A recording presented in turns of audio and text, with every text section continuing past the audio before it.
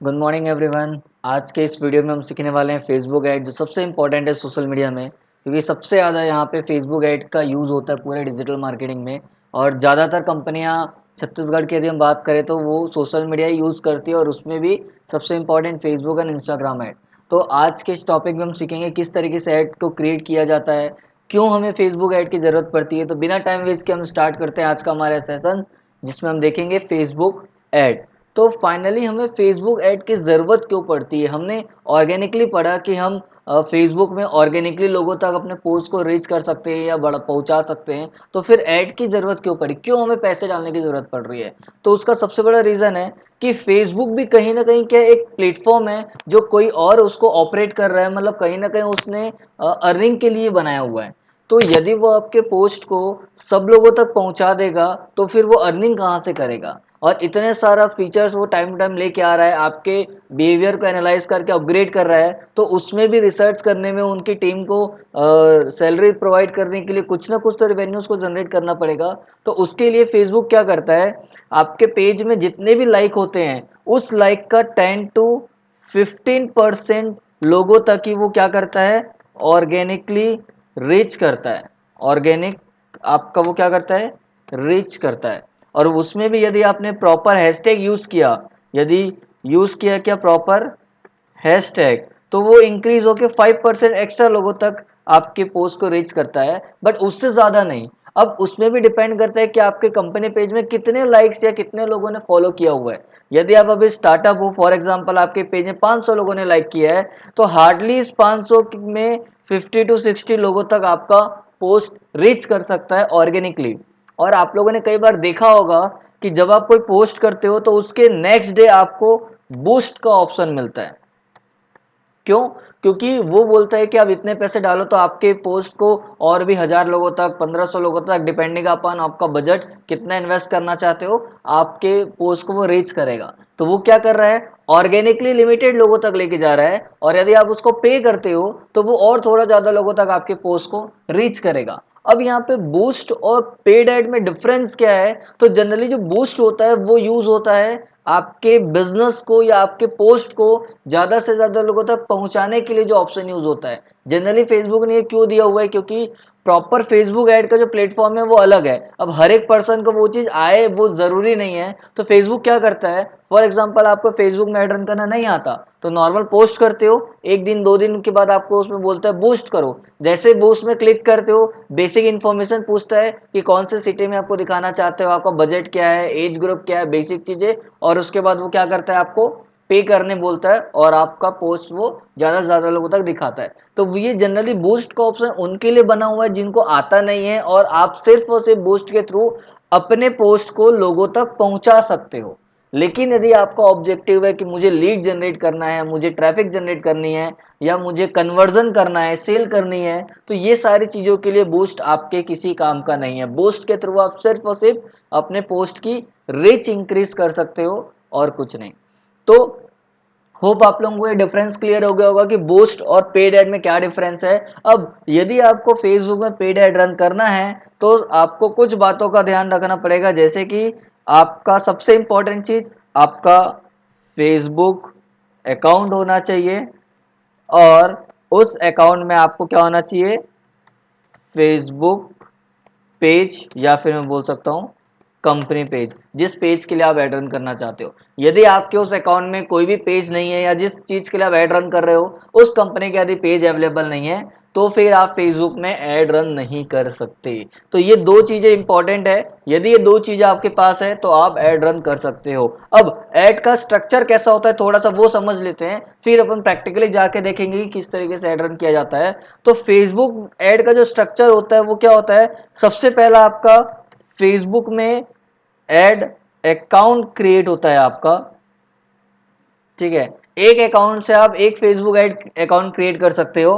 But यदि आप Facebook का एक और प्लेटफॉर्म है जिसको हम बोलते हैं फेसबुक बिजनेस मैनेजर, यदि आप ये यूज करते हो तो यहां पे आप एक ही अकाउंट के थ्रू, मतलब यदि मेरा पंकज सोलंकी के नाम से अकाउंट है तो मैं उसके थ्रू बिजनेस मैनेजर ओपन कर सकता हूं, यूज कर सकता हूं, और उस बिजनेस मैनेजर के अंदर मैं अलग अलग क्लाइंट के लिए अलग अलग फेसबुक एड अकाउंट क्रिएट कर सकता हूं। जैसा आपने गूगल में पढ़ा हुआ था कि आप एक जीमेल आईडी से 100 अकाउंट क्रिएट कर सकते हो, वैसे ही यहाँ पे कोई लिमिटेशंस नहीं है, बट आप मल्टीपल अकाउंट क्रिएट कर सकते हो एक बिजनेस मैनेजर के थ्रू। तो कभी भी यदि आप किसी क्लाइंट के लिए यूज कर रहे हो तो कभी भी अपना पर्सनल अकाउंट यूज मत करो, हमेशा बिजनेस मैनेजर यूज करो, और उसमें आप सामने वालों को बोलो कि मुझे एक्सेस दे दे या आपका अकाउंट जो है उसके लिए काम करे, मतलब आपको वो प्रोवाइड कर दे, जिससे आपको ट्रैक करने भी इजी हो जाएगी। और सबसे इंपॉर्टेंट चीज कि थोड़ा टेक्निकल है, आगे आपको समझ में आ जाएगा, बट एक एड अकाउंट में आपको एक ही पिक्सल कोड मिलता है। ये पिक्सल कोड क्या होता है?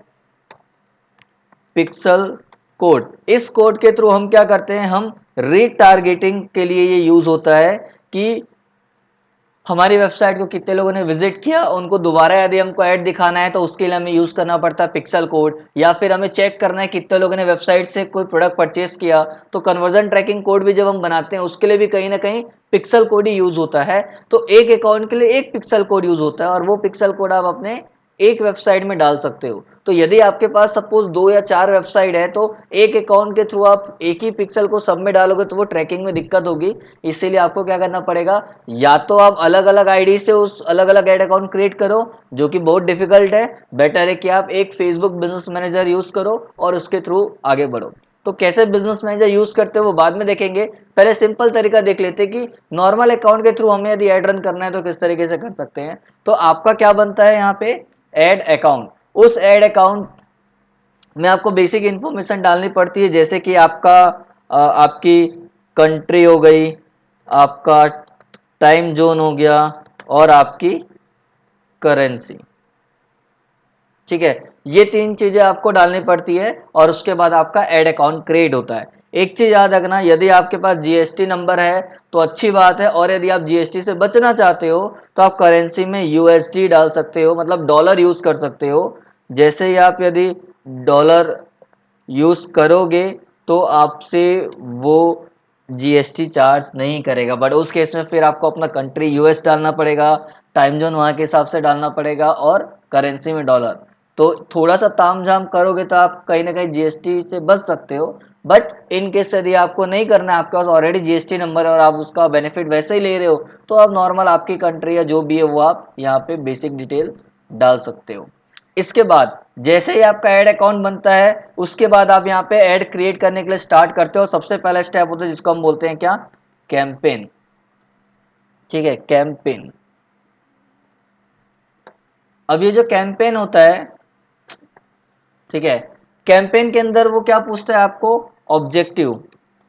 ऑब्जेक्टिव कि आप क्यों ऐड रन करना चाहते हो फेसबुक में, ताकि फेसबुक को समझ में आए कि हाँ आपका ये ऑब्जेक्टिव है, तो उसके अकॉर्डिंग वो आपका जो पोस्ट है, जो आपने ऐड कॉपी बनाई है, वो ज्यादा से ज्यादा लोगों तक पहुंचाए और उन लोगों को पहुंचाए जिससे आपका वो ऑब्जेक्टिव फुलफिल होगा। तो ये चीजें आपको ध्यान रखनी है। मतलब कैंपेन में आपको क्या मिलता है, ऑब्जेक्टिव।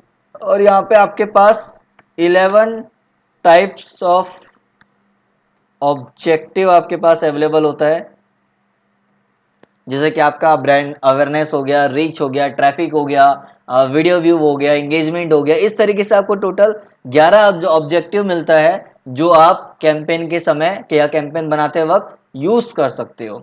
और उसके बाद जैसे ही आपने कैंपेन बना लिया, फिर आपको बोलता है क्या, एड सेट। एड सेट मतलब होता है यहाँ पे आपका टारगेटिंग ऑप्शन।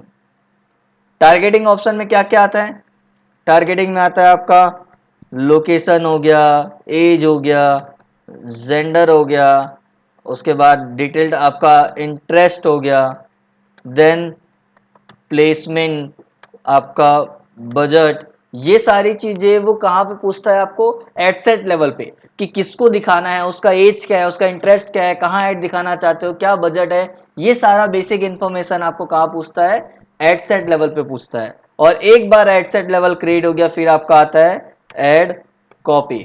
मतलब जहां पे आप लोगों को क्या दिखाना चाहते हो वो आपको यहाँ पे पूछता है, जिसमें भी आप अलग अलग टाइप के एड कॉपी पूछता है, जैसे कि आपका हो गया सिंगल इमेज हो गया, या फिर आपका वीडियो ऐड हो गया, या फिर करोजल ऐड हो गया, करोजल ऐड हो गया, ठीक है। इस तरीके से अलग अलग आपका different type of add copy होता है। तो ये होता है आपका फेसबुक ऐड का स्ट्रक्चर, कि पहले आपका कैंपेन आएगा, फिर आपका ऐड सेट आएगा, और फिर उसके बाद क्या आएगा, ऐड कॉपी। यहाँ पे मैं फिर से लिख देता हूं ताकि आपको समझना है। तो क्या होगा आपका, फेसबुक ऐड अकाउंट क्रिएट करना पड़ेगा, उससे आप क्या क्रिएट करते हो, आपका कैंपेन बनता है, उस कैंपेन के बाद आप क्या बनाते हो, एड सेट, और उस एड सेट के बाद आप बनाते हो एड कॉपी, जो आप यूजर को दिखाते हो। तो ये स्ट्रक्चर होता है कैंपेन, एड सेट और एड कॉपी। आप जितने भी ऐड आगे पढ़ोगे, चाहे वो गूगल ऐड पढ़ो, हॉटस्टार पढ़ो, टिकटॉक पढ़ो, जो भी पढ़ो, सबका फॉर्मेट यही होता है। बस कहीं ना कहीं टर्म्स अलग अलग यूज हो जाता है। जैसे कि गूगल में कैंपेन को कैंपेन ही बोलते हैं, एड सेट को वहां पे एड ग्रुप बोला जाता है, और एड कॉपी ही रहता है। तो लगभग आपको यही चीजें मिलेगी। तो आपको एक बार यदि ये कॉन्सेप्ट समझ में आ गया, तो आपको किसी भी फील्ड में या किसी भी प्लेटफॉर्म में ऐड रन करने में उतना दिक्कत नहीं होगा। तो ये है आपका फेसबुक का एड स्ट्रक्चर। अब हम प्रॉपरली स्टार्ट करते हैं। यदि हम ऐड रन करना है तो कैसे करेंगे, तो मैं आपको लेके आता हूं यहाँ पे फेसबुक के प्लेटफॉर्म पे। ये आपका फेसबुक है, मैंने लॉगिन कर लिया। ऑलरेडी मेरे पास बहुत सारे कंपनी पेजेस यहाँ पे क्रिएट किए हुए हैं, तो मुझे अलग से क्रिएट करने की जरूरत नहीं है। तो अब आपको यदि ऐड रन करना है, तो सबसे पहले आपको क्या करना है, यहाँ पे क्रिएट पे जाना है। उसके बाद आपको दिख रहा है यहाँ पे ऐड, तो यहाँ पे ऐड पे जाना है। यदि आप फर्स्ट टाइम ऐड यूज कर रहे हो, तो जैसे ही आप यहाँ पे क्लिक करोगे, आपको वो पूछेगा जो मैंने आपको पहले बताया, ऐड अकाउंट क्रिएट करने के लिए, मतलब आपका टाइम जोन, कंट्री और करेंसी। मैंने ऑलरेडी यहाँ पे क्रिएट कर लिया करके मुझे वो नहीं पूछेगा। मुझे क्या पूछेगा, डायरेक्ट आपका कैंपेन, कि क्यों मैं ऐड रन करना चाहता हूं।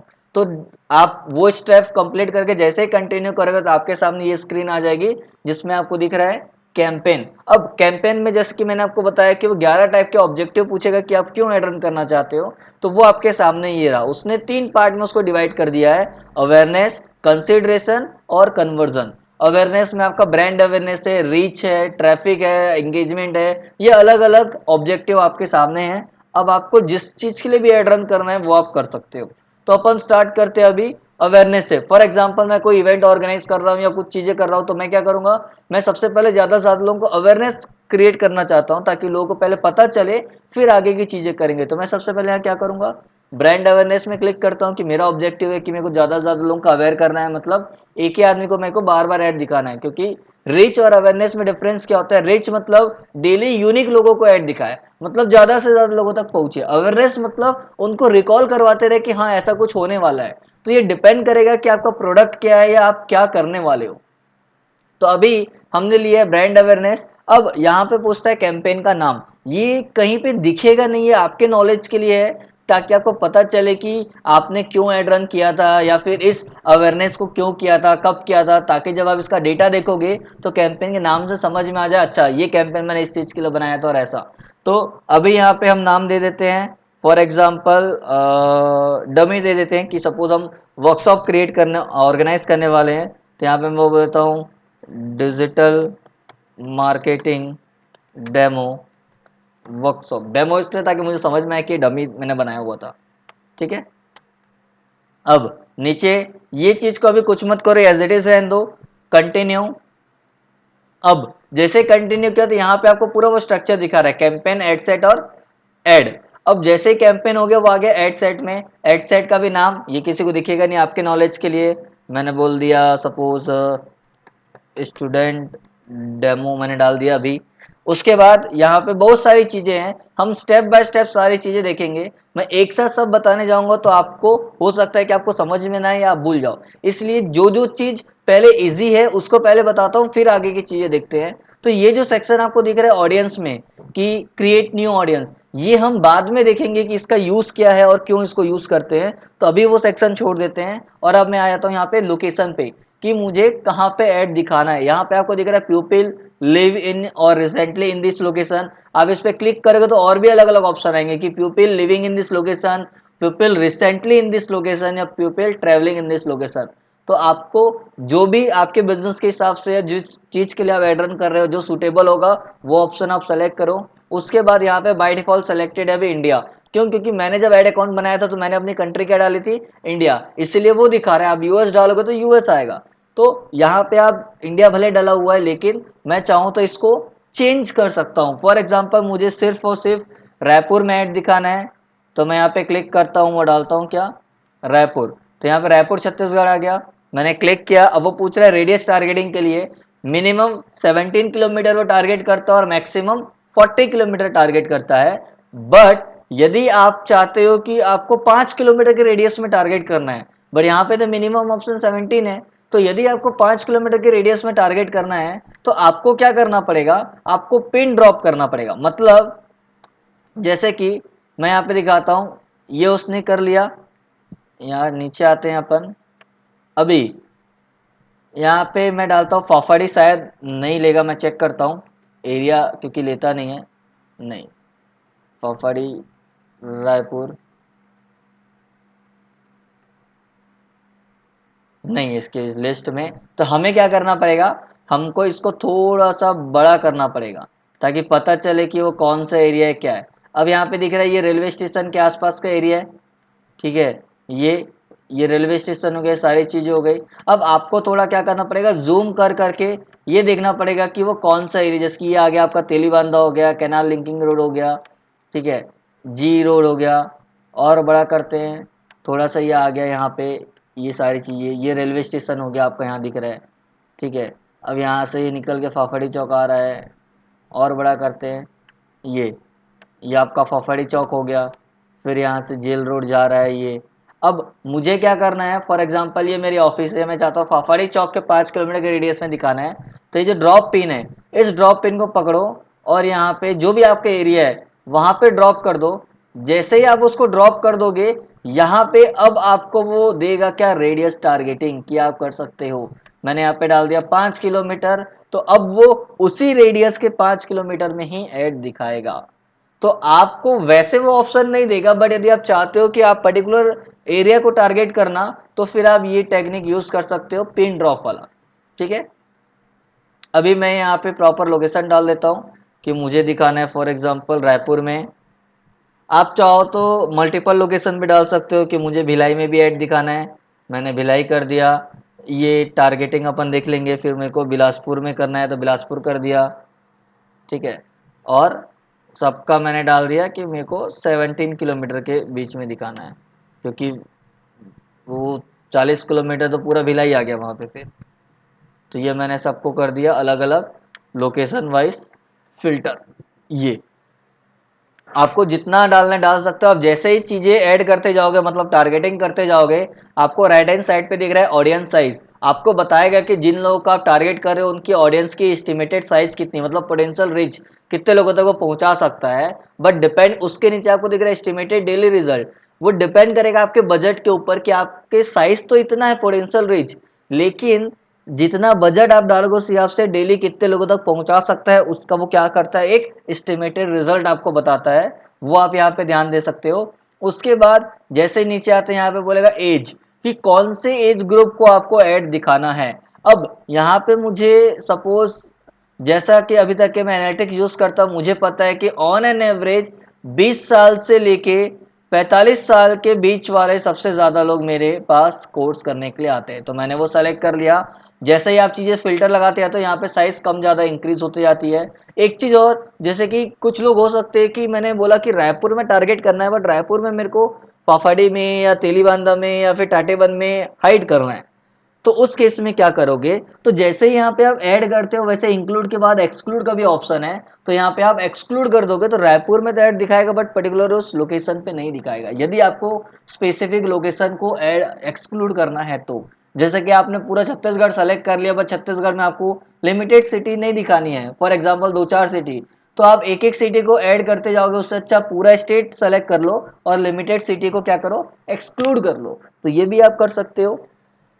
इसके बाद एज हो गया, एज के बाद आपका आता है जेंडर। अब कौन से जेंडर वाले को ऐड दिखाना चाहते हो, ये भी टोटली डिपेंड करेगा आपके बिजनेस का नेचर या आपका प्रोडक्ट, कि आप जो प्रोडक्ट को प्रमोट कर रहे हो या जिस चीज के लिए ऐड रन कर रहे हो, उसके लिए जो टारगेट ऑडियंस है, क्या उसमें मेल फीमेल दोनों अवेलेबल है, मतलब दोनों की रिक्वायरमेंट है या फिर स्पेसिफिक पर्टिकुलर किसी एक की, तो यहाँ से आप वो भी कर सकते हो कि सिर्फ मेल मैन चाहिए, वुमेन चाहिए या ऑल दोनों चाहिए, ये आप अपने हिसाब से डिसाइड कर सकते हो। उसके बाद सबसे इंपॉर्टेंट जो होता है उसको बोलते हैं हम डिटेल टारगेटिंग, कि लोकेशन तो हो गया, एज भी हो गया, जेंडर भी हो गया, अब उसमें भी आप स्पेसिफिक किनको दिखाना चाहते हो। फॉर एग्जाम्पल यदि मेरा जो बिजनेस है, मैं डिजिटल मार्केटिंग की क्लासेस लेता हूं या फिर मैं पीएचपी की क्लासेस लेता हूं, तो मुझे पता है कि पीएचपी कौन सीखेगा, जो सीएसआईटी बैकग्राउंड का होगा, जो कंप्यूटर फील्ड वाला होगा। नॉर्मली नॉन टेक्निकल फील्ड वाला होगा तो वो समझ में ही नहीं आएगा क्योंकि कोडिंग नॉलेज होता है। तो मैं उस केस में क्या कर सकता हूं कि मैं यहाँ पे लिख सकता हूं कि बी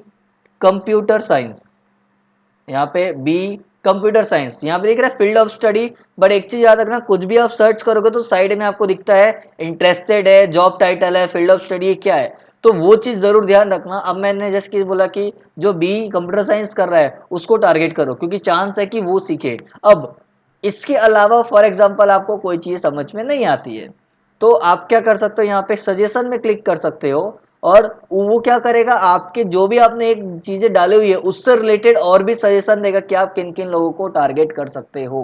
तो यहाँ पे मैंने बोला B computer science and engineering वालों को टारगेट करना है, बीटेक आईटी वालों को टारगेट करना है, उसके बाद बीटेक इन आईटी हो गया, बीटेक इन सीएस हो गया। तो ये अलग अलग जो भी है आप यहाँ पे क्या कर सकते हो, टारगेट कर सकते हो। और जैसे ही आप टारगेट करो यहाँ पे दिख रहा है आपका पोटेंशियल साइज एकदम कम हो गया। तो हमेशा याद रखना जो भी आप टारगेटिंग करोगे उसमें ये जो पैरामीटर है वो या तो स्ट्रेट होना चाहिए या तो राइट साइड झुका हुआ होना चाहिए, बट लेफ्ट साइड मतलब ऑडियंस की साइज बहुत कम है और कम होगी तो उतने लोगों तक वो पहुंचेगा नहीं। तो वो चीज आप यहाँ पे ध्यान रख सकते हो। अभी मैंने इसको हटा दिया, एक ही रखा। इसके अलावा कुछ और डालना चाहते हो, फॉर एग्जांपल मैंने बोला कि और कौन कर सकता है, जो कि बीएससी इन कंप्यूटर साइंस देखता हूँ है क्या यहाँ पे, IENCE नहीं, यहाँ पे नहीं दिखा रहा है। तो आप ये एक्सक्लूड करके और किन को डाल सकते हो, जिनको इंटरेस्ट है किसमें, वेबसाइट डिजाइनिंग में जिनको इंटरेस्ट है। तो मैंने यहाँ पे वेबसाइट डिजाइनिंग डाला, आ गया वेब डिजाइनिंग इंटरेस्ट, मैंने सेलेक्ट किया। तो अब उन लोगों को दिखाएगा जिनको इसमें इंटरेस्ट है, तो जिनको इंटरेस्ट है वो तो सीख सकते हैं, तो ये आप टारगेटिंग कर सकते हो। यहाँ पे देखो पोटेंशियल भी फिर से इंक्रीज हो गया, 76,000 हो गया। फिर से सजेशन में क्लिक करोगे तो आपको उससे रिलेटेड दिखाएगा, वेब डेवलपमेंट हो गया, वेब डेवलपर हो गया, ये सारा अब आपको दिखा रहा है। तो आप क्या कर सकते हो, यहाँ पे अपने बिजनेस के हिसाब से आप यहाँ पे जो भी आपका टारगेट ऑडियंस है पहले आपको पता होना चाहिए, और यहाँ पे आप और डिटेल टारगेटिंग कर सकते हो। उसमें भी आप नैरो फिल्टर लगा सकते हो कि ये लोग भी चाहिए, बट कहाँ के, जो सपोज मैक कॉलेज में पढ़ता है या कोई दूसरा कॉलेज में पढ़ता है उन लोगों को ही दिखाना है, तो आप और फिल्टर लगा सकते हो। बट एक चीज याद रखना, कभी भी एकदम ज्यादा नैरो फिल्टर मत लगाना, क्योंकि ऑडियंस की साइज यदि एकदम कम हो जाएगी तो फेसबुक को लोगों तक दिखा पहुंचने में टाइम लगेगा और समझने में टाइम लगेगा, क्योंकि जरूरी नहीं है कि कोई भी बंदा रोज के रोज फेसबुक और इंस्टाग्राम यूज करे। हालांकि आज की डेट में हर एक पर्सन रोज यूज करता है, बट हो सकता है कि जो आपका टारगेट ऑडियंस है वो किसी रीजन से ट्रेवलिंग कर रहा है या फिर कोई और रीजन में फंसा हुआ है जिसकी वजह से वो आपका फेसबुक ओपन नहीं कर पा रहा है, तो उन लोगों तक वो पहुंच नहीं पा रहा है। इसीलिए हमेशा ट्राई करो कि आपको जो टारगेट ऑडियंस है वो एटलीस्ट 1 लाख प्लस हो, तो आपके लिए ज्यादा अच्छा है, ताकि रोज थोड़े थोड़े थोड़े लोग को वो दिखाएगा। तो ये समझ में आ गया डिटेल टारगेटिंग क्या होती है। नैरो टारगेटिंग करने तो यहाँ पे नैरो ऑडियंस पे जाके और भी आप फिल्टर लगा सकते हो। फॉर एग्जांपल यहाँ पे मैंने बोल दिया जो मैक कॉलेज में पढ़ते हैं, तो यहाँ पे देखते हैं आया क्या मैक कॉलेज, नहीं आया।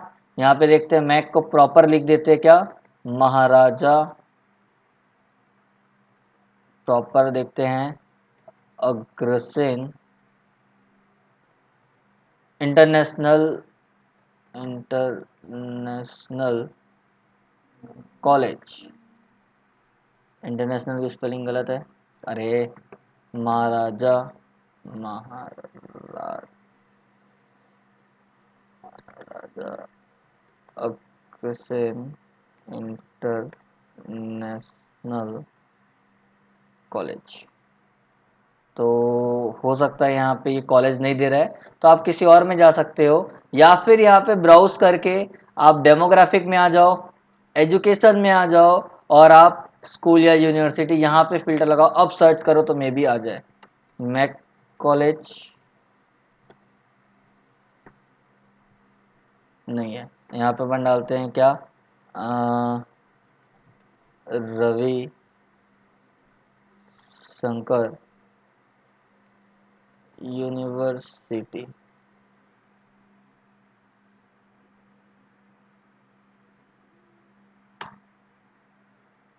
हो सकता है यहाँ पे वो ऑडियंस उतने अवेलेबल नहीं होंगे या फिर चीज़ें कुछ होगी। एक बार अपन यहाँ पे लास्ट टाइम फिर से ट्राई कर लेते हैं। यूनिवर्सिटी में क्या, रविशंकर यूनिवर्सिटी, यूनिवर्सिटी, क्या बात है, ये नहीं है। CSVTO, ये भी नहीं है। ITM यूनिवर्सिटी है क्या, ITM यूनिवर्सिटी, क्या बात है। ठीक है, तो यहाँ पे हो सकता है जितने लोगों ने यूज़ किया होगा इसलिए उसके पास डेटा नहीं होगा, मतलब बहुत कम लोगों ने हो सकता है वो यूनिवर्सिटी का नाम या फिर उस कॉलेज का नाम डाला होगा अपने प्रोफाइल में, तो इसीलिए उसके पास वो अवेलेबल नहीं है। बट जो भी है, यहाँ पे आप अपनी चीज़ों का मतलब चीज़ें डिटेल डाल सकते हो यदि यहाँ पे अवेलेबल है तो एक चीज़ याद रखना, पूरे डिजिटल मार्केटिंग के फील्ड में एडवर्टाइजिंग को लेकर जितना टारगेटिंग, डिटेल टारगेटिंग का ऑप्शन फेसबुक देता है, इतना डिटेल टारगेटिंग का ऑप्शन और कोई प्लेटफॉर्म नहीं देता।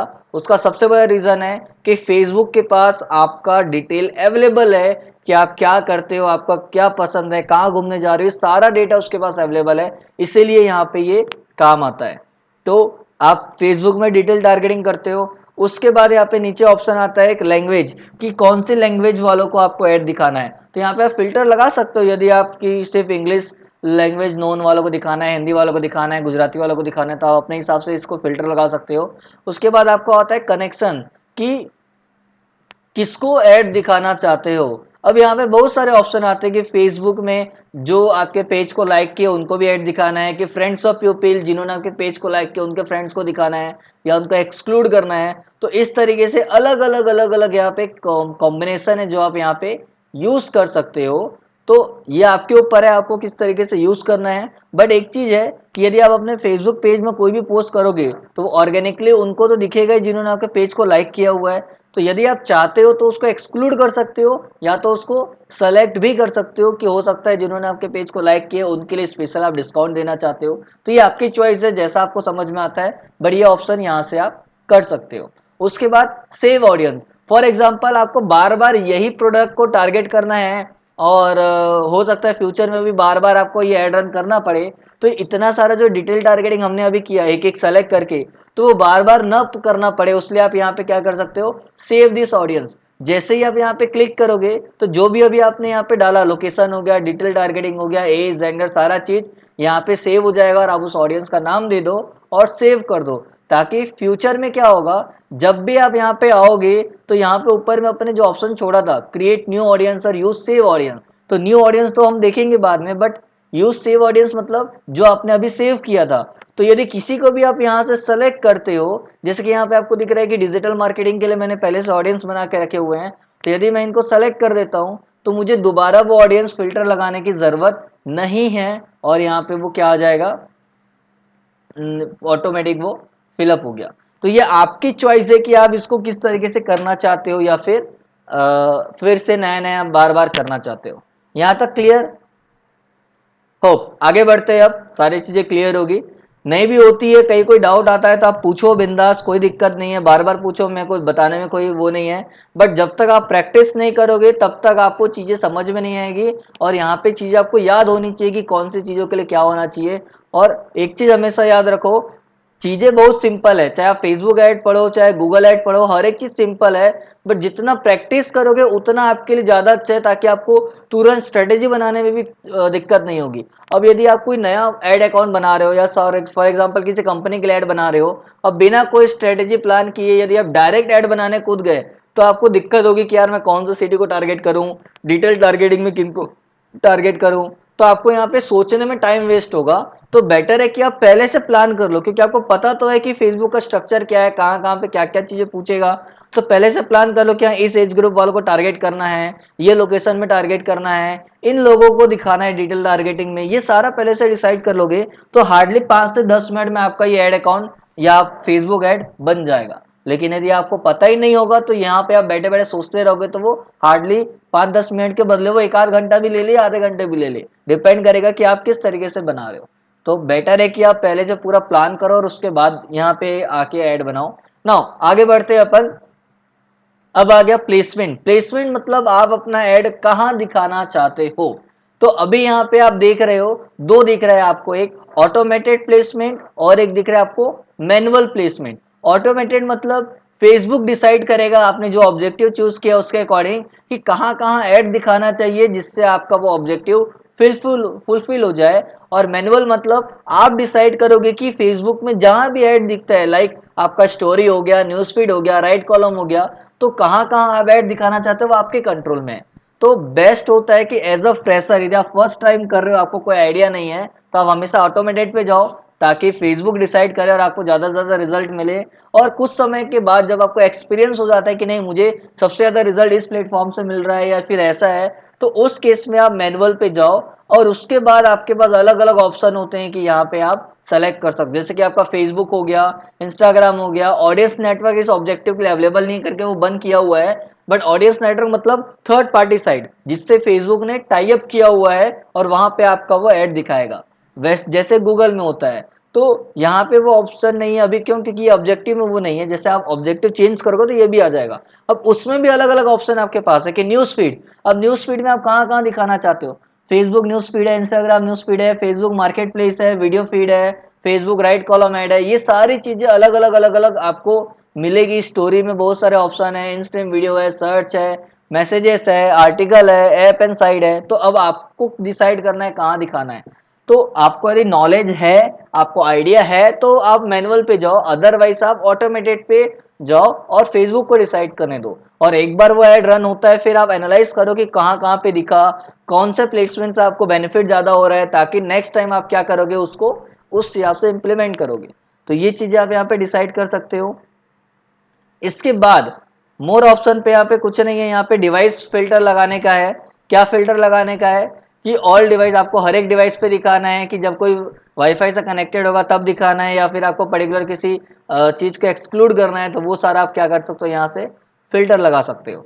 इसके बाद नीचे आते हैं अपन बजट। सबसे इंपॉर्टेंट बजट, कि क्या बजट रखोगे। ये तो आपको थोड़ा सा सोचना पड़ेगा कि आपके क्लाइंट ने कितना बजट आपको अलॉट किया हुआ है या फिर आपका पॉकेट कितना अलाउ करता है। वो सारी चीजों के हिसाब से आपको सोचना पड़ेगा। बट कुछ कैलकुलेशन होते हैं, बेसिक फॉर्मूलाज होते हैं जिससे आप डिसाइड कर सकते हो कि एटलीस्ट बेसिक कितना होना चाहिए। तो जिस दिन हम बजट के ऊपर बात करेंगे कि कैसे बजट कैलकुलेट किया जाता है, तब मैं आप लोगों को अच्छे से एक्सप्लेन करूंगा कि कैसे ये चीजें होती है। बट अभी हम देखते हैं कि बजट में क्या क्या ऑप्शन है और हम क्या क्या यूज कर सकते हैं। एक चीज याद रखना, पूरे के पूरे एडवर्टाइजमेंट इंडस्ट्री में या फील्ड में आपसे जो चार्ज वो लेता है, वो यहाँ पे दो तरीके से होता है। एक होता है सीपीसी, एक होता है सीपीएम। सीपीसी का मतलब होता है कॉस्ट पर क्लिक और सीपीएम का मतलब होता है कॉस्ट पर 1000 इम्प्रेशन।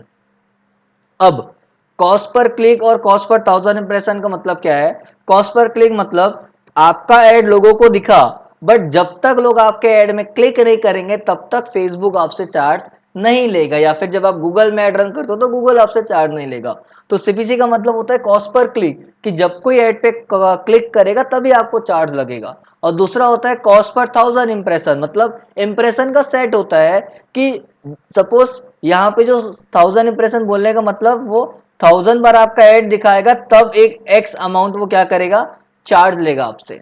तो ये डिपेंड करता है कि कितना चार्ज लेगा, क्या लेगा, वो कंपटीशन के ऊपर डिपेंड करता है कि आपने जो टारगेट ऑडियंस को टारगेट किया हुआ है, जो लोकेशन टारगेट किया है, सेम वही लोकेशन पे वही टारगेट ऑडियंस को और भी कोई कॉम्पिटिटर तो टारगेट नहीं कर रहा है। और यदि कर रहा होता है तो उसके बजट के अकॉर्डिंग या उसके बिडिंग के हिसाब से वो डिसाइड करता है कि कितना चार्ज लेना चाहिए। तो हमेशा आपको याद रखना है कि पूरे एड फील्ड में दो ही चीजें होती है, सीपीसी और सीपीएम। और जब भी आप अवेयरनेस के लिए जाते हो तो हमेशा आपको वो सीपीएम मतलब 1000 इंप्रेशन के हिसाब से ही चार्ज लेता है, मतलब 1000 लोगों को दिखाने का वो आपसे चार्ज लेगा। ठीक है, और बहुत कम होता है कि 5 रुपए 10 रुपए में वो 1000 लोगों तक पहुंच जाता है। डिपेंड आपने पूरा कैंपेन किस तरीके से ऑप्टिमाइज किया हुआ है। यदि आप अच्छे से टारगेट करोगे, अच्छे से आपने पूरे ऐड को ऑप्टिमाइज किया हुआ है, रन किया हुआ है, तो कम कॉस्ट में बहुत ज्यादा लोगों तक पहुंच सकते हो। और यदि आपने ज्यादा लोग मतलब ऐड उतना अच्छे से नहीं बनाया हुआ है, एकदम नैरो फिल्टर लगा दिया या बहुत सारी चीजें कर दी है, तो उस केस में आपका वो चार्ज इंक्रीज हो जाता है। क्यों? क्योंकि जो एक फैक्टर होता है जिससे वो जज करता है, जिसको हम बोलते हैं CTR, click through rate, click through rate. ये इंपॉर्टेंट होता है हर एक एडवर्टाइजमेंट फील्ड का, क्योंकि इसको हेल्थ एड का बोल सकते हो, हेल्थ बोल सकते हो, क्योंकि इससे समझ में आता है कि कितने लोगों का एड दिखा और कितने लोगों ने क्लिक किया। उसका जो रेशियो होता है उसको हम बोलते हैं CTR, क्लिक थ्रू रेट। इससे समझ में आता है कि हमारा एड कितना अच्छा परफॉर्म हो रहा है, सही चल रहा है कि गलत चल रहा है। ये सारी चीजें और इसके ऊपर डिपेंड करता है कि फेसबुक को कितनी मेहनत लग रही है आपके उस ऑब्जेक्टिव को फुलफिल करने के लिए। तो यदि CTR अच्छा है तो कम चार्ज में आपको लगता है, और CTR ज्यादा आता है तो आपका जो चार्ज है, चाहे वो CPC हो या CPM हो, वो थोड़ा सा इंक्रीज हो जाता है। तो ये सारी चीजें जब कैलकुलेशन पार्ट में देखोगे तो और अच्छे से समझ में आ जाएगी।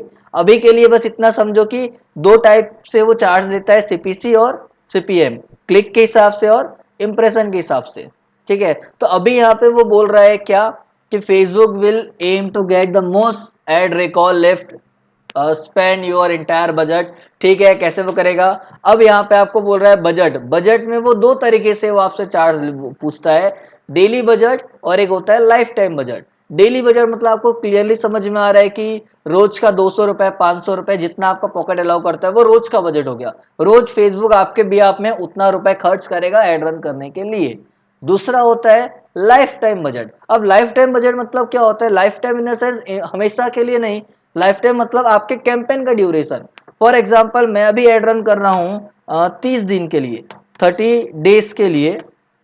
अब यदि मैंने बोला कि मेरा डेली बजट जो है वो है 200 रुपए, 200 रुपीज, तो मेरे को 30 दिन का कितना लग रहा है? 6,000 रुपए। सेम चीज मैंने बोला 30 डेज का मेरा life time budget, life time budget जो है वो है 6,000 रुपीज। तो घुमा फिरा के बात क्या हो गई कि मेरे एक दिन का बजट कितना है? 200 रुपए। बट दोनों में डिफरेंस क्या है? यदि यहाँ पे आप डेली बजट 200 रुपए लेते हो तो चार्ज तो आपसे 6,000 ही ले रहा है। बट यहाँ पे क्या होगा, कभी यदि आपका एड रन हुआ और फॉर एग्जाम्पल उस दिन आपका एंगेजमेंट बहुत ज्यादा आ रहा है, तो वो 200 रुपए को इंक्रीज करके आगे नहीं बढ़ेगा। वो एक दिन का बजट 200 बोला है तो 200 ही आपसे लेगा, और हो सकता है कि कभी ज्यादा लोगों तक ना पहुंचा है तो 200 के बदले कम ले सकता है, बट 200 को क्रॉस करके कभी आगे नहीं जाएगा। बट यदि आपने बोला लाइफ टाइम बजट 6,000 रुपए, तो यहां पे क्या होगा? यहाँ पे वो कभी आपसे 180 रुपए भी चार्ज कर सकते हैं एक दिन का, कभी 200 और कभी 300 भी। क्यों? क्योंकि हो सकता है उस दिन रिजल्ट अच्छा आ रहा है तो वो आपके बजट को इंक्रीज करके ज्यादा से ज्यादा कन्वर्जन या फिर आपको रिजल्ट ला के देने की कोशिश करता है। बट 30 दिन के अंदर वो 6,000 को क्रॉस नहीं करेगा। इसको दूसरी तरीके से समझते हैं। फॉर एग्जाम्पल आपके घर में अभी, अब मुझे नहीं पता अभी आपको पॉकेट मनी मिलती है कि नहीं मिलती, या फिर आप खुद से पॉकेट मनी अर्न करते हो या फिर कहीं से अरेंज करते हो, जो भी आपको पता। बट बचपन में हम देखते थे कि हमें रोज पॉकेट मनी मिलती थी स्कूल जाते वक्त या कॉलेज जाते वक्त। तो यदि हमें फॉर एग्जांपल एक दिन का 200 रुपए वो दे रहे हैं खर्च करने के लिए, तो मैं ज्यादा से ज्यादा, मेरे पास पॉकेट में 200 रुपए है तो मैं क्या कर सकता हूं? मैं 200 रुपए से ज्यादा खर्च कर ही नहीं सकता। किसी दिन यदि फ्रेंड्स बोले चलो मूवी चलते, पार्टी चलते, बट मेरे को पता है कि वहां पे 500 रुपए खर्च होने वाला है और मेरे पॉकेट में 200 रुपए है, तो मैं उससे ज्यादा खर्च नहीं कर पाऊंगा। बट यही चीजें मेरे पेरेंट्स क्या करते हैं, रोज का 200-200 रुपए देने से अच्छा मुझे दे दिया 6,000 रुपए एक साथ। अब मेरे को तो 30 दिन चलाना है, तो मैं यदि एवरेज निकालूं डिवाइडेड बाय 30 से, तो भी आएगा कितना? 200 रुपीज पर डे। तो मैं 200 के हिसाब से चलूंगा। बट कभी यदि मुझे 500 रुपए खर्च करना है तो मुझे सोचना नहीं पड़ेगा कि मेरे पास है या नहीं, क्योंकि मेरे पास 6,000 रुपए ऑलरेडी है। तो मैं क्या करूंगा? मैं किसी दिन 500 रुपए भी खर्च कर सकता हूं। बट यदि आज मैंने 500 रुपए खर्च कर दिया है तो मुझे पता है कि कहीं ना कहीं मैंने 2.5 दिन का जो मेरा पॉकेट मनी था वो खर्च कर दिया है। तो मैं बाकी दिन क्या करूंगा? बचा बचा के चलूंगा, क्योंकि मुझे 30 दिन तक इसको यूज करना है और 30 दिन के पहले खत्म हो गया तो मुझे एक्स्ट्रा अमाउंट नहीं मिलने वाला। तो आपके ऊपर रहता है कि आप 30 दिन चलाओगे, बट उसके अंदर ही मैनेज करोगे, और डेली में आप कुछ भी करो आपके पास ऑप्शन ही नहीं है उससे ज्यादा जाने का, कम जा सकते हो। तो होप आप लोगों को समझ में आ गया होगा कि डेली बजट क्या होता है और लाइफ टाइम बजट क्या होता है। लाइफ टाइम में एक और बेनिफिट आपको होता है, क्या? आपको शेड्यूलिंग का ऑप्शन मिलता है। शेड्यूलिंग मतलब आप डिसाइड कर सकते हो टाइम। क्या डिसाइड कर सकते हो? टाइम, कि कौन से टाइम पे आपको ऐड दिखाना और कौन से टाइम पे नहीं दिखाना है। मतलब फॉर एग्जांपल मैंने बोला कि मुझे 1 मई से लेके 1 जून तक एड रन करना है, लेकिन मुझे रोज जो ऐड दिखाना है वो सुबह 10 बजे दिखाना है, 11 बजे दिखाना है और 1 बजे दिखाना है। बीच में 12 बजे मेरे को नहीं दिखाना है, ठीक है। फिर बीच का 2 घंटा छोड़ के 2 बजे और 3 बजे छोड़ के मुझे 4 बजे ऐड दिखाना है, 5 बजे दिखाना है। तो मैं क्या कर सकता हूँ, अपने हिसाब से टाइम सेट कर सकता हूँ कि मंडे मुझे इतने बजे दिखाना है, ट्यूसडे इतने बजे दिखाना है, सैटरडे संडे मैक्सिमम यदि मेट्रो सिटी की बात की जाए तो वहां पे ऑफ होता है, हॉलीडे होता है।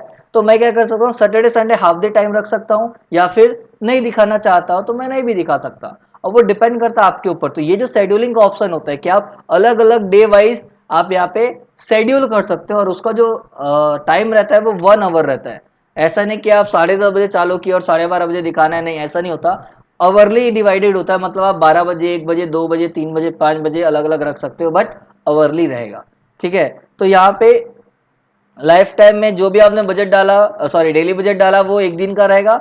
लाइफ टाइम में यदि मैंने यहाँ पे डाल दिया, फॉर एग्जांपल लाइफ टाइम का बजट है मेरा 3,000 रुपए, तो वो 3,000 कैलकुलेट करेगा। बट एक चीज याद रखना कि फेसबुक ने अभी लास्ट मंथ कुछ चीजें चेंजेस की है। मतलब पहले क्या होता था कि पहले मिनिमम जो बजट था फेसबुक का वो था आपका 40 रुपीज। मिनिमम बजट जो था वो आप 40 रुपीज रख सकते थे 1 दिन का। कितना? 40 रुपीज। लेकिन अब उसने इसको इंक्रीज करके कर दिया 72 रुपीज पर डे। इसके नीचे आप नहीं रख सकता। मुझे नहीं पता कि फेसबुक ने इतना क्यों बढ़ाया, बट फेसबुक ने अब ये बढ़ा दिया है। आप करना चाहते हो ट्राई, तो यहाँ पे मैं डेली बजट पे जाता हूँ और इसको मैं करता हूँ 50 रुपीज। तो यहाँ पे देखो क्या बोल रहा है वो, अच्छा 76 कर दिया उसने। हालांकि मिनिमम 72 है, वो आपके बजट क्या बोलते हैं कैंपेन के हिसाब से वो रेट बताता है। तो यहाँ पे बोल रहा है कि your budget must be at least 76.95, otherwise आपका ऐड डिलीवर नहीं होगा। तो ये आपको यहाँ पे मेंटेन करके रखना है। तो कहीं ना कहीं आपको माइंड में क्या रखना है कि मान के चलो ठीक है मिनिमम 72 तो लेता ही है, बट आप 100 रुपए तो माइंड में रखो ही, क्योंकि एकदम एग्जैक्ट आप 80 रुपए तो डालोगे नहीं है, 72 रुपए तो डालोगे नहीं, कहीं ना कहीं ऊपर नीचे रखोगे। तो आप 100 रुपए मान के चलो कि मिनिमम अब आपको फेसबुक में 100 रुपए रखना है, क्योंकि अलग अलग ऑब्जेक्टिव के हिसाब से अपन चले तो कहीं, हालांकि 80 रुपए को क्रॉस नहीं करेगा वो, मिनिमम 72 और मैक्सिमम 80 रुपए है, तो उसको क्रॉस नहीं करेगा। ये जो कॉन्सेप्ट है मिनिमम और मैक्सिमम वाला, ये लिंक्डइन का कॉन्सेप्ट है कि लिंक्डइन में आप एक दिन में 500 के नीचे नहीं रख सकते पर डे, और एक बिड का कॉस्ट 81 के नीचे नहीं जाता है, मतलब क्लिक का कॉस्ट। तो ये कहीं ना कहीं हो सकता है वहां से उसने कॉन्सेप्ट लाया होगा। तो पहले जो 40 रुपीज था अब वो चेंज हो चुका है, ये चीजें माइंड में रखना, ठीक है। अब जो भी आपका बजट है वो आपने यहाँ पे डाला, फॉर एग्जाम्पल चलो अभी मैंने 200 रुपए ही डाल दिया। अब जितना भी आप बजट डालोगे उस हिसाब से ये आपका जो पोटेंशियल रीच है वो चेंज होता जाएगा। यदि मैंने 200 को 300 रुपए किया तो यहाँ पे देखो वो रीच चेंज होता जा रहा है। तो ये आपके ऊपर है कि आपका पॉकेट कितना अलाउ करता है, ठीक है। तो ये चीज आपको यहाँ पे ध्यान रखनी है। और इसके बाद अब मैं नीचे आता हूँ, स्टार्ट डेट एंड डेट जो आपको सेट करना है वो आप सेट कर सकते हो। और उसके बाद आपको क्या करना है, यहाँ पे कुछ नहीं करना है। जीएसटी, जैसे कि मैंने आपको बोला जीएसटी है तो आपको वापस आप ले सकते हो, अदरवाइज इतना आपका एक्स्ट्रा देना पड़ेगा। मतलब हर एक ऐड रन करोगे तो आपका एक्स्ट्रा जीएसटी लगेगा। बचना है तो फिर आप यूएस डॉलर में सेट करो अकाउंट, तो वहां पे आपको चार्ज नहीं लगेगा जीएसटी। मोर ऑप्शन पे जाते हैं तो यहाँ पे आपको बोल रहा है when you can you are charge, तो वो आपसे कैसे लेगा, इंप्रेशन वाइज, मतलब सीपीएम वाइज 1000 इंप्रेशन के हिसाब से चार्ज लेगा। और एड शेड्यूलिंग अभी यहाँ पे क्या बोल रहा है, हाइड है, only available with life time budget. यदि आप लाइफ टाइम बजट करते हो तब आपको वो देगा। तो मैं एक बार आपको लाइफ टाइम करके भी दिखा देता हूँ कि यदि मैंने इसको लाइफ टाइम किया और यहाँ पे मैंने इसको सेट किया, क्या बोल रहा है, this is only available option. अच्छा अपने को सॉरी गलत क्लिक कर रहे थे, यहाँ पे आ गए अपन। ये जैसे ही यहाँ पे अपन आते हैं तो ये आपको दिख रहा है मंडे ट्यूसडे वेडनेसडे दिख रहा है और ऊपर टाइम दिख रहा है। तो यहाँ पे आप अपने हिसाब से एक एक बॉक्स एक एक घंटे का है, तो आप अपने हिसाब से कर सकते हो। आप यदि पूरे दिन उस टाइम पे दिखाना चाहते हो तो पूरा सेट कर लो, पर्टिकुलर किसी दिन नहीं दिखाना है तो आप यहाँ से सिंगल सिंगल एक्सक्लूड भी कर सकते हो। अभी आपके ऊपर है कि आपको करना है कि नहीं करना है, ठीक है। तो ये आपका ऑप्शन है शेड्यूलिंग का कि टाइम शेड्यूल कर सकते हो। उसके बाद आपका डिलीवरी टाइम मतलब आपका ऐड किस तरीके से वो दिखाएगा। तो दो तरीके के डिलीवरी टाइम होते हैं, एक होता है आपका स्टैंडर्ड और एक होता है आपका एक्सेलरेटेड। ये दो होता है। स्टैंडर्ड मतलब क्या करेगा, आपने यदि 200 रुपए बोला है तो एक दिन में आपका पूरा बजट मतलब बजट को यूटिलाइज करेगा और धीरे धीरे एड रन करेगा, मतलब वो 200 रुपए को पूरा दिन यूटिलाइज करेगा, पूरा दिन चलाएगा। एक्सेलरेटेड मतलब जल्द से जल्द आपका एड दिखा दिखा के वो आपका पैसा जल्दी से एग्जॉस्ट कर देगा, मतलब हो सकता है 15 मिनट में भी आपका वो 200 रुपए खत्म हो जाए, 1 घंटे में भी हो जाए या शाम तक भी चले, कोई गारंटी नहीं है। बट स्टैंडर्ड में गारंटी है कि आपका वो 200 रुपए थोड़ा थोड़ा थोड़ा करके खर्च करेगा और पूरा दिन यूटिलाइज करेगा। तो ये डिपेंड करता है आपका ऑब्जेक्टिव या फिर आपके टाइप ऑफ प्रोडक्ट के ऊपर कि आप क्या एड रन कर रहे हो। आपको पूरे दिन दिखाना है, अवेयरनेस क्रिएट करनी है, कि जल्दी जल्दी दिखा के आपको अपना टिकट सेल करना है या जो भी है, तो वो आप डिसाइड कर सकते हो। बट अभी इस ऑब्जेक्टिव के हिसाब से सिर्फ आपके पास एक ही ऑप्शन है, स्टैंडर्ड। ठीक है, उसके बाद अपन ने वो चेंज किया था इसलिए यहाँ पे आगे नहीं बढ़ने दे रहा है, इसलिए यहाँ एरर दिखा रहा है। तो कोई दिक्कत नहीं, एक बार मैं रिफ्रेश करता हूँ तो वो प्रॉब्लम सॉर्ट आउट हो जाएगी, क्योंकि वो अपन ने अभी यूज सेव ऑडियंस आपको दिखाने के लिए मैंने यूज़ किया था, इसलिए वो आगे बढ़ने नहीं दे रहा है।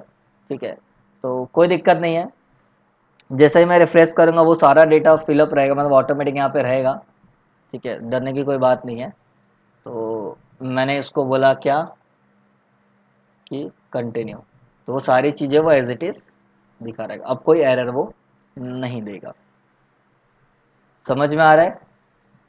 तो ये वीडियो लेक्चर देखने के बाद आप लोग एक बार ट्राई करके देखना, नहीं देखोगे तो आप लोगों को ही दिक्कत होगी। ठीक है, और आप लोग फिर कितनी बार भी फिर ये क्लास अटेंड करो या वीडियो देखो, समझ में नहीं आएगा, क्योंकि देखने में इजी लगता है, ज़्यादा कुछ है नहीं, बट जब आप करने बैठोगे तब आपको रियलिटी समझ में आएगी कि क्या होता है और कैसे होता है। अब इसके बाद ये तो हो गया, अभी आगे बढ़ने क्यों नहीं दे रहा है। सारी चीज़ें हो गई, यूज सेव ऑडियंस भी हो गया।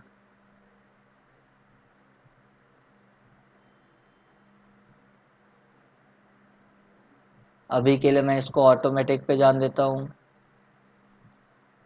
फिर से बोल रहा है रिक्वायर फील्ड मिसिंग, क्या मिसिंग कर दिया अपन ने, चेक करते एक बार अपन।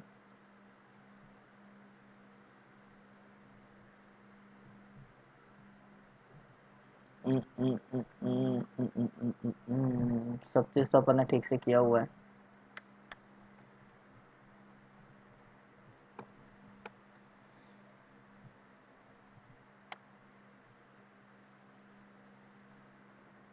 क्योंकि जब तक ये रेड मार्क है तब तक ये आगे का पूरा लॉक है, आपको आगे बढ़ने ही नहीं देगा। तो एक बार और रिफ्रेश करें देखते, नहीं तो फिर अपन नया क्रिएट कर लेते हैं। उस समय अपन ने वो दिखने के चक्कर में चेंज कर दिया तो एरर आ गया होगा। कोई नहीं, 2 मिनट। तो आप लोग देखो कहीं कोई डाउट ना आए, प्रैक्टिस करो, कि अभी तक के किसी भी वीडियो में आप लोगों ने डाउट तो पूछा नहीं है। तो या तो चीज़ें अच्छे से समझ में आ रही है या तो चीज़ें समझ में नहीं आ रही है, दो ही चीज़ें हो सकती है। तो करो करो, प्रैक्टिस करो, इस लॉकडाउन के टाइम को पूरा यूटिलाइज़ करो। जितने भी पुराने स्टूडेंट हैं वो भी चीज़ों को देखो समझो, ताकि आप लोगों को इसमें कहीं कोई दिक्कत ना हो। ठीक है, हो सकता है यहाँ पे कोई चीज़ें होगी, बोल रहा है टारगेटिंग करंट ऑब्जेक्टिव सपोर्ट नहीं कर रहा है या ये चीज़ें हैं। तो अपन एक काम करते हैं, अपन क्या करते हैं, फिर से अपन आ जाते हैं, इसको रिफ्रेश करके स्टार्ट ओवर करता हूँ और जल्दी जल्दी अपन कुछ भी चीज़ें डाल देते हैं। ठीक है, ताकि आगे आपको देखते बने। वो अभी कुछ समय से ऐसे ही कर रहा है। यदि आप सेव ऑडियंस यूज़ करते हो, या तो पहले से ही सेलेक्ट कर लो सेव ऑडियंस, या तो फिर आपने पहले अपना बना लिया है फिर सेव ऑडियंस यूज़ करते हो, तो वो अभी लास्ट कुछ समय से ये दिक्कत कर रहा है कि वो आपको आगे बढ़ने नहीं देता है। तो मैंने स्टार्ट ओवर किया, फिर से ब्रांड अवेयरनेस पे गया। ठीक है, नीचे आते हैं अपन यहाँ पे, मैंने बोल दिया ब्रांड अवेयरनेस डेमो बंद, कंटिन्यू। यहाँ पे इसको चलो अभी के लिए एज इट इज़ रहने दिया अपने को, उसको इससे कोई मतलब नहीं है। ठीक है, इंडिया रहने देते एज इट इज़। यहाँ पे अभी अपन ने डाल दिया डिजिटल मार्केटर इंटरेस्टेड ताकि कुछ ऑडियंस आ जाए। ये हो गया आपका, ये सारी चीज़ समझ में आ गई। इसके बाद अपन करते हैं कंटिन्यू। भले अभी ऑडियंस साइज 0 कम है, कोई दिक्कत नहीं है, क्योंकि फिर से करने जाऊँगा तो टाइम लग जाएगा ना। अब उसके बाद आ जाएगा आपका ऐड कॉपी। मतलब आपने ऑब्जेक्टिव डिसाइड कर लिया, बेसिक टारगेटिंग कर लिया, अब आपको आ गया क्या, ऐड कॉपी। मतलब यूज़र को क्या दिखाना चाहते हो। तो यहाँ पे आपका नाम, जो भी ऐड कॉपी का नाम रखना है रख लो, ये वैसे भी कहीं दिखेगा नहीं, आपके नॉलेज के लिए। उसके बाद आपका फेसबुक और इंस्टाग्राम पेज, यदि यहाँ आपका कोई पेज नहीं है और आपने ऐड बनाना स्टार्ट कर दिया तो इसके बाद आप आगे नहीं बढ़ पाओगे, क्योंकि आपका कोई पेज नहीं है और बिना पेज आपका ऐड रन नहीं होता। तो आपको यहाँ पे ऑप्शन भी दे रहा है क्रिएट न्यू फेसबुक पेज, या तो फिर है तो आप वो सेलेक्ट कर सकते हो। मल्टीपल होगा तो यहाँ पे ऑप्शन देगा कि आप मल्टीपल में से किसके लिए ऐड रन करना चाहते हो वो सेलेक्ट कर सकते हो। जैसे कि मेरे पास मल्टीपल ऐड अकाउंट मतलब फेसबुक पेज है, ठीक है, और दोनों यदि इंस्टाग्राम अकाउंट लिंक है तो वो उसको ले लेगा। अदरवाइज इनके जैसे कि आपका फेसबुक पेज है, इंस्टाग्राम पेज नहीं है, तो वो क्या करता है, आपका इंस्टाग्राम में ऐड तो दिखेगा बट वो वर्चुअल अकाउंट क्रिएट कर देता है। वर्चुअल मतलब कि जो भी आपका नाम है वही नाम क्रिएट कर देगा आपका इंस्टाग्राम के लिए, और जो लोगो आपने फेसबुक के प्रोफाइल में डाला होगा, प्रोफाइल पिक में रखा होगा, वही इमेज वो इंस्टाग्राम का भी बना के वर्चुअली आपका ऐड दिखाएगा, ठीक है। बट जेन्युइन उसका कोई भी इंस्टाग्राम अकाउंट नहीं होगा। तो बेटर है कि आप इंस्टाग्राम अकाउंट बनाओ, उसके बाद करता है कि आपको हो सकता है वहां से फॉलोअर्स भी बढ़ना चालू हो जाए, ऐसे में तो चांस ही नहीं कि कुछ हो, ठीक है। उसके बाद ऐड का फॉर्मेट, मतलब कैसे ऐड रन करना चाहते हो, करोजल ऐड या सिंगल इमेज। करोजल मतलब जो मल्टीपल ऐड होते हैं, जो कि स्लाइड होते हैं, जनरली आपने ई कॉमर्स का देखा होगा। जैसे कि हम यहाँ पे देखते हैं किसी का करोजल ऐड दिख रहा है क्या, तो आपको मैं दिखाता हूँ।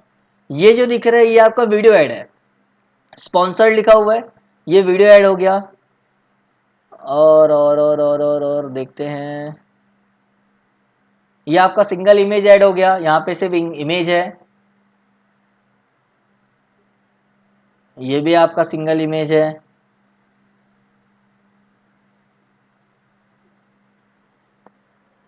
सिंगल इमेज ही दिख रहा है। हालांकि अभी करोजल इमेज दिखे चांस कम है, क्योंकि जनरली ई कॉमर्स कंपनी करती है, और अभी ई कॉमर्स कंपनी अपना प्रोडक्ट प्रोवाइड नहीं कर पा रही है, सेल नहीं कर पा रही है, इसलिए हो सकता है कि अभी वो ऐड रन ना कर रहा हो या फिर कोई और रन नहीं कर रहा हो।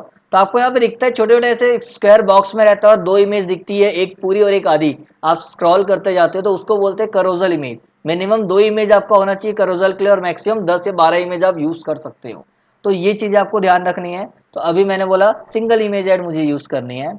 अब मैं नीचे आता हूँ मीडिया, कि मैं कौन सा image as a ad run करना चाहता हूँ या यूज करना चाहता हूँ। तो मैं यहाँ पे ऐड इमेज पे जाता हूँ, मीडिया पे जाता हूँ, और यहाँ पे अलग अलग ऑप्शन है।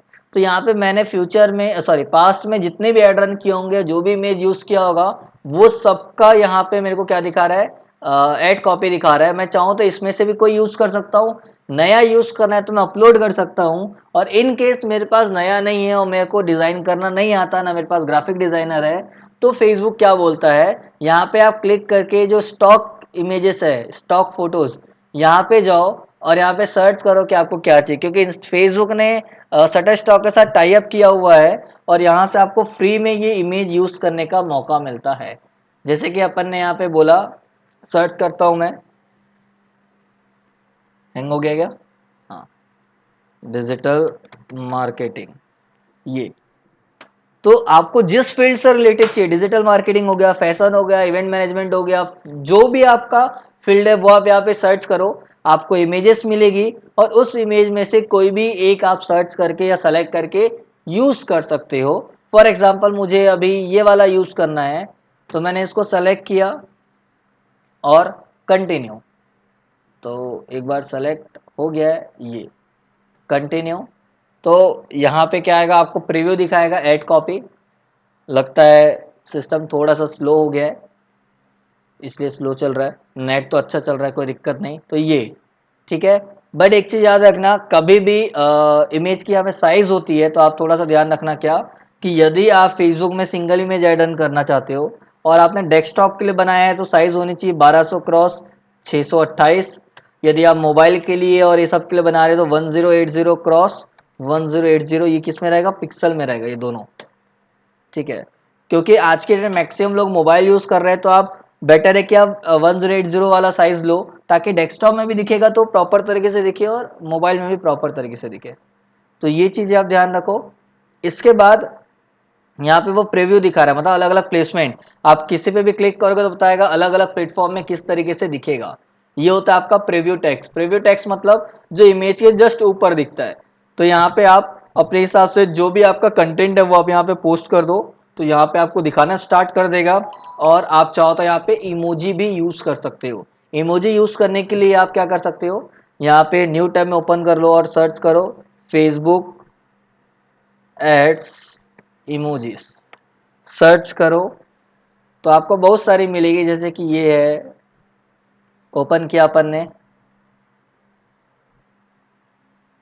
जैसे ही ओपन करते हैं आपको यहाँ पे नीचे ये इमोजीज दिखना चालू हो जाएगी। ये लोड हो रहा है। तो इसमें से जो इमोजी आपको यूज़ करना है वो सेलेक्ट करो, कॉपी करो और वहाँ पे यूज़ करते जाओ।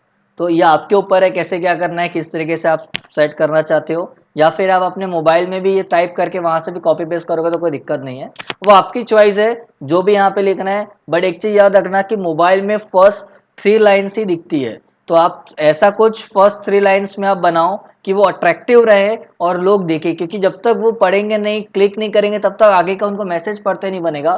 तो फर्स्ट सेकंड लाइन में ट्राई करो कि ऐसा कुछ रहे जो लोगों के लिए अट्रैक्टिव रहे और इंटरेस्टिंग हो, जिससे लोग आपके ऐड से इंगेज हो। और इमेज भी ऐसी बनाओ जो थोड़ी अट्रैक्टिव हो, ठीक है। उसके बाद एक चीज और याद रखना, इमेज में आप ज्यादा टेक्स्ट यूज मत करना, नहीं तो क्या होगा, पहला चीज तो आपको चार्ज ज्यादा लगेगा, दूसरा चीज चांसेस है कि आपका ऐड थोड़ा सा स्लो परफॉर्म करे या फिर न भी जाए। क्योंकि पहले था, अभी फेसबुक ने भी कंफर्म नहीं किया कि वो भी कॉन्सेप्ट अभी चल रहा है कि नहीं चल रहा है, बट पहले के हिसाब से आपके इमेज में 20% से ज्यादा टेक्स्ट यदि आपका लिखा हुआ है, जैसे कि अभी आपको यहाँ पे दिख रहा है डिजिटल मार्केटिंग, ये भी कहीं ना कहीं एक टेक्स्ट है, नीचे लिखा हुआ है प्लान। तो जो भी आपने इमेज बनाया हुआ है उसमें यदि 20% ज्यादा टेक्स्ट होगा तो कहीं ना कहीं आपका एड रिजेक्ट हो सकता है या स्लो परफॉर्म करेगा। तो उस चीज को चेक करने के लिए अलग से टूल है फेसबुक का, जिसको हम बोलते हैं फेसबुक ओवरले। जैसे ही आप यहाँ पे जाते हो आपको यहाँ पे दिख रहा है, फर्स्ट लिंक पे क्लिक करो और उसके बाद यहाँ पे आपको बता रहा है image text rating, image okay मतलब 20% के अंदर है और नॉर्मली जैसा चलना चाहिए वैसा चलेगा, लो मीडियम हाई। तो इसमें से ट्राई करो कि हमेशा आपका ओके आए, मतलब 20% के अंदर हो। बट फिर भी कभी लो होता है तो भी आप चला सकते हो, बट ट्राई करो कि मीडियम या हाई ना आए। हाई यदि आता है मतलब चांसेस है कि आपका ऐड रन ना हो और रिजेक्ट हो जाए। तो पहले ही आप टाइम वेस्ट करने से अच्छा यहाँ पे चेक कर लो। मैं एक डमी दिखाता हूँ चेक करके, मैंने अपलोड किया और अभी जैसे कि जो मैंने रिसेंटली एक एड कॉपी बनाई थी वो मैं आपको यहाँ पे डाल के दिखाता हूँ। जैसे कि ये मैं आप सेलेक्ट किया, अब देखते हैं ये क्या बोलता है।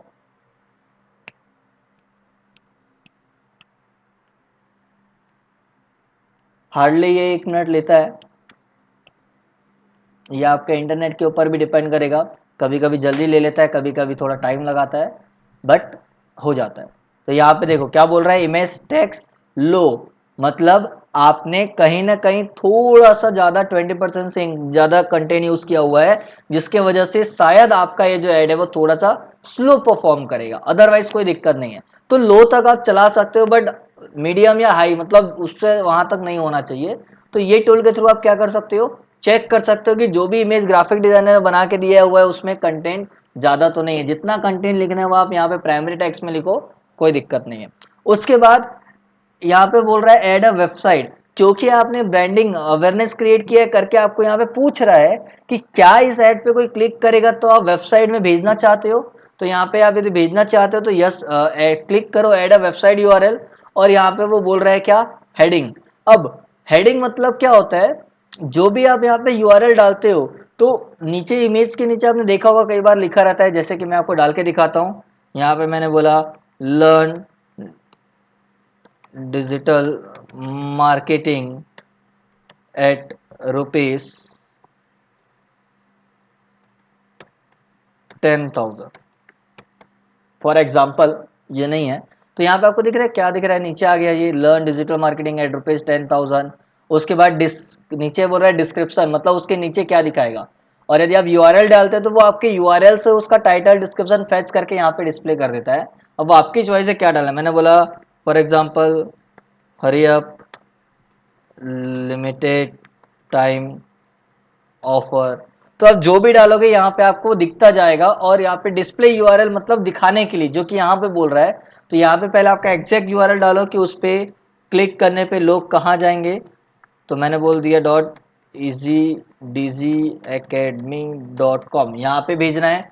अब जैसे ही आपने वो यूआरएल डाला, वो क्या करेगा, उस यूआरएल को फेच करके यहाँ पे डिस्प्ले यूआरएल में वो डाल देगा। बट आप चाहो तो यहाँ पे खुद से यूआरएल चेंज कर सकते हो। जैसे कि अभी देखना आप, उसने फेच कर लिया।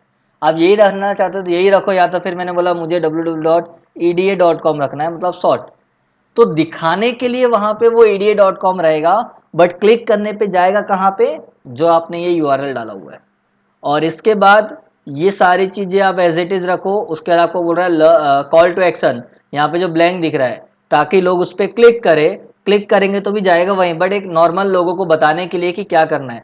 तो आपके बिजनेस के नेचर या एड का जो टाइप है, क्यों रन कर रहे हो, उसके अकॉर्डिंग आप यहाँ पे कॉल टू एक्शन बटन डाल सकते हो कि send message, apply now, book now, contact us, जो भी आपका है। तो मैं डमी कोई भी सेलेक्ट कर लेता हूँ, तो आपको दिखेगा किस तरीके से दिख रहा है ये। तो ये आपका एड कॉपी दिख रहा है। बट एक चीज आप देख रहे हो कि यहाँ पे भी वाटरमार्क दिख रहा है शटर स्टॉक का। तो ये वाटरमार्क सिर्फ अभी ये दिखाने के लिए है, बट जब आपका एड रन होगा तो ये वाटरमार्क उसमें नहीं दिखेगा। क्यों? क्योंकि फेसबुक ने शटर स्टॉक के साथ टाई अप किया हुआ है। और एक बार ये सारा चीज होने के बाद आप यहाँ पे क्या कर सकते हो, आप नीचे आओ और कंफर्म। जैसे ही कंफर्म करोगे, आपका एड रिव्यू के लिए चला जाएगा, और हार्डली 24 घंटा लगता है उसके अंदर रिव्यू हो जाता है। बट अभी लास्ट 2-3 दिन से मैं जब एड रन कर रहा हूँ तो ये 10 से 15 मिनट में रिव्यू होके आ जा रहा है। बट कभी कभी यदि लेट होगा भी तो 24 घंटे के अंदर आपका रिव्यू हो जाएगा, और उसके बाद आपका एड रन होना चालू हो जाएगा। नया अकाउंट होगा तो जैसे ही आप कंफर्म करोगे, वो आपको पेमेंट मेथड पूछेगा क्या पेमेंट करो। बट मैंने ऑलरेडी पहले एक बार सेटअप कर लिया है, मतलब एक बार पहले पेमेंट डाल दिया है, तो उसके बाद कभी भी आपको पेमेंट करने नहीं बोलेगा। आप कंफर्म करो, वो रिव्यू में जाएगा। रिव्यू होके आने के बाद यदि आपके अकाउंट में या फेसबुक अकाउंट में जो आपने बनाया हुआ है फेसबुक एड अकाउंट, उसमें पेमेंट नहीं है, तो भले आपका एड रन नहीं होगा, स्टॉप हो जाएगा। तो होप यहाँ तक आपको सारी चीजें क्लियर हो गई होगी। एक बार आप ट्राई करके देखो, कहीं कोई डाउट आता है तो पूछो। और उसके बाद आगे की चीज जो है कि कैसे इसमें पैसे ऐड करते हैं, वो जो क्रिएट ऑडियंस का ऑप्शन था वो क्या होता है, रीटारगेटिंग कैसे करते हैं, कस्टम कन्वर्जन कैसे क्रिएट करते हैं, लीड कैसे जनरेट करते हैं, ये जो भी चीजें हैं ये सारा हम आगे की चीज में देखेंगे। तो आगे कल के वीडियो में हम लीड जनरेट कैसे करते हैं और कस्टम ऑडियंस कैसे क्रिएट करते हैं उस पर थोड़ा सा ध्यान देंगे। तो आज के लिए यहीं तक रखते हैं। आप लोग प्रैक्टिस करो, ट्राई करो, कहीं कोई डाउट आती है तो पूछो, और उसके बाद हम मिलते हैं कल के वीडियो में। तब तक के लिए बाय बाय, धन्यवाद।